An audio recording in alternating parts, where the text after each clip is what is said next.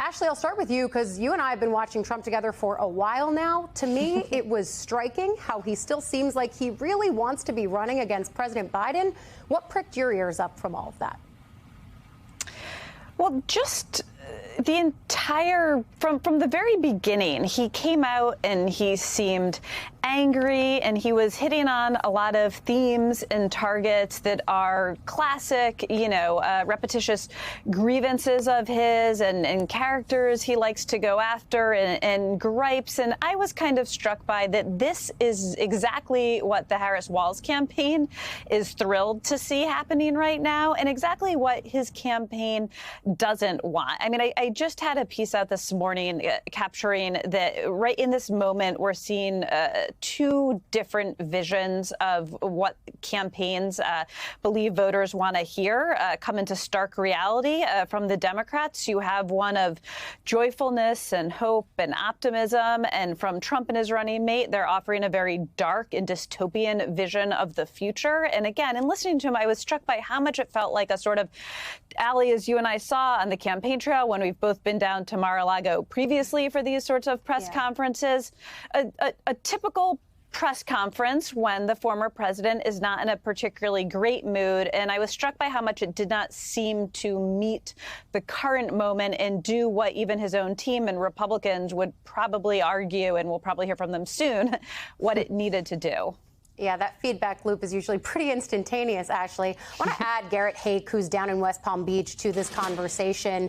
Garrett, I know things are just wrapping up in there, but let's get to what Ashley's talking about, which is this the kind of press conference that the Trump campaign wants to have at this moment? Does this do the job of disrupting the Harris-Walz honeymoon the way that they need to?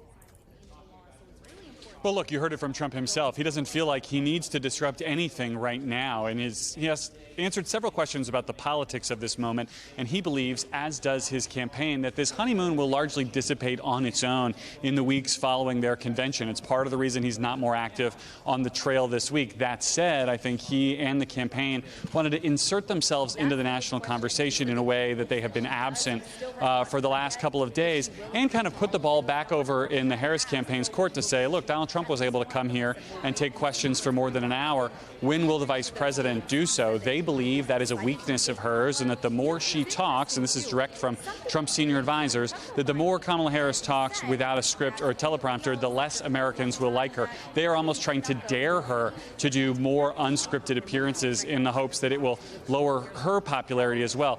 The Trump campaign understands that by the time this election is over in November, their guy's not going to be super popular with a lot of the country. Their theory of the case is that Kamala Harris will be equally unlikable and that they will do everything they can to make her so. And part of that includes throwing down a gauntlet with an event like today and saying, all right, I took questions for an hour on a variety of topics. What are you going to do to tell people who you really are and what you really believe? That's the challenge from the Trump campaign.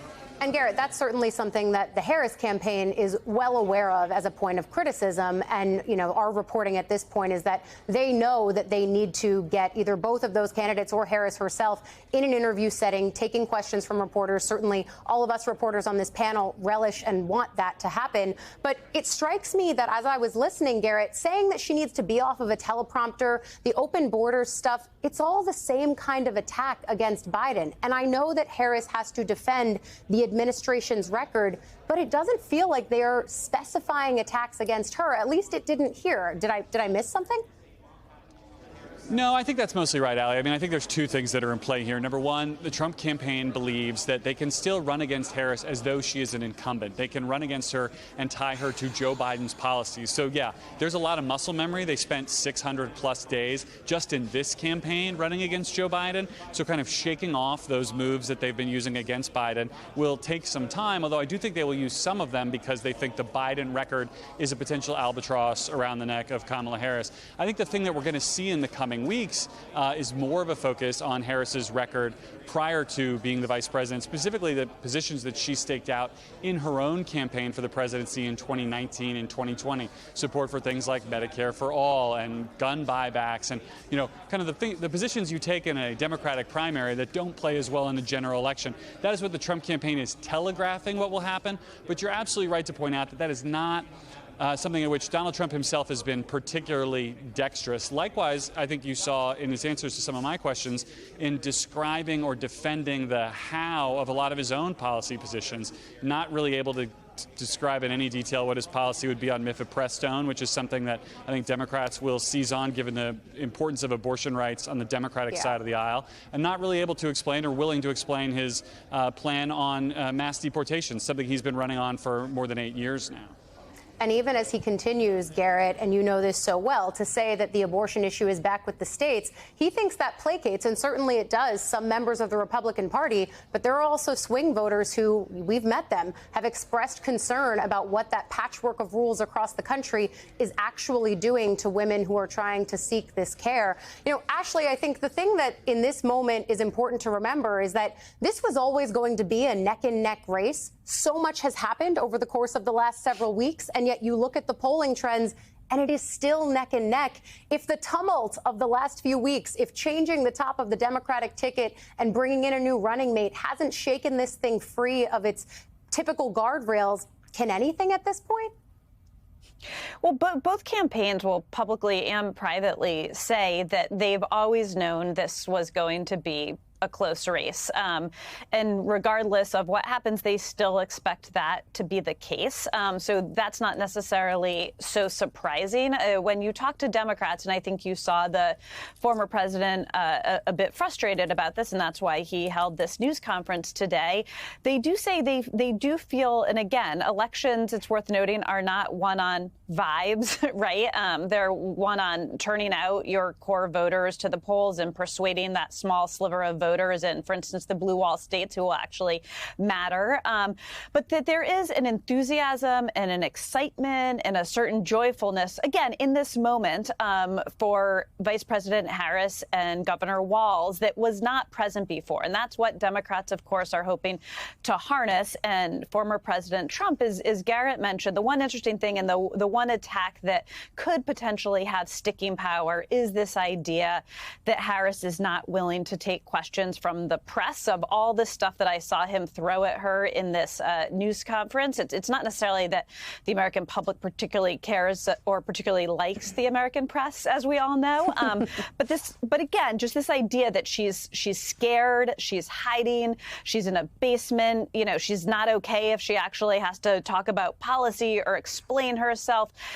This is an argument that even Democrats have privately told me they think is savvy by the Trump people, and they think the Harris campaign will have to find a way to deal with. Ali Rafa, one of the big points of news that we got out of this is that it seems there will be debates. Do you think that this is welcome news that the Harris campaign wants to hear? It sounds like she had said this earlier in the week. You have something to say it to my face.